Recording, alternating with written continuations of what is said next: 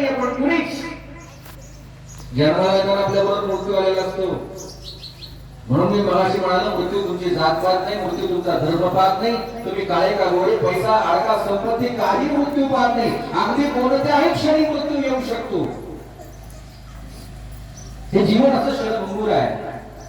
संत तुकाराम महाराज म्हणतात, नाशिवंत देह जाणार सकळ आयुष्य खातो काळ सावध व्हावं लागेल आपल्याला. कधीही जर करायचं असेल तर आपण प्रत्येक माणसाशी प्रेमाने वागलं पाहिजे. ईर्षा, अहंकार, गर्व सगळं मातीवर होऊन जातं. शरीराची ताकद, शरीराचं सौंदर्य हे मातीमुळे एक दिवस होऊन जातं. म्हणून आपण प्रत्येक माणसाने भगवान गौतम बुद्ध म्हणाले, माणसाने माणसाशी माणसाप्रमाणे वागलं पाहिजे. आणि आता नेमकं तेच होताना दिसत नाही. काही काळामध्ये आपण जर तपासून पाहिलं, मृत्यू हे सत्य आहे, शाश्वत सत्य या पृथ्वी तलावरचं. बाबाला म्हणायला आलेला पोरगा केरळ सारख्या ठिकाणी येतो, काही अंतरावर, अगदी 20-25 मिनिटाच्या अंतरावर. आता मला घरी जायचंय, माझ्या आई बाबाला भेटायचा म्हणून येणारा पोरगा क्षणार्धात होत्याचं मृत्यू होऊन जातं.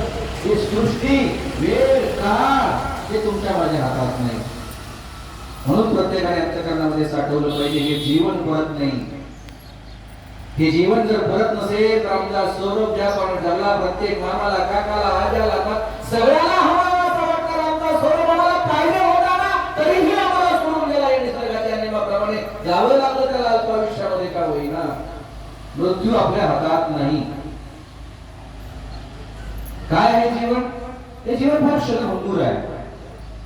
आनंद या जीवनाचा सुगंधा परी दरवळावा, पाण्यातला सूर जैसा मोठा कुणी ओघळावा, जिजुनी स्वतः चंदनाने दुसऱ्यास मधुगंध द्यावा, हे जागता जीवनाचा आरंभ हा ओळखावा.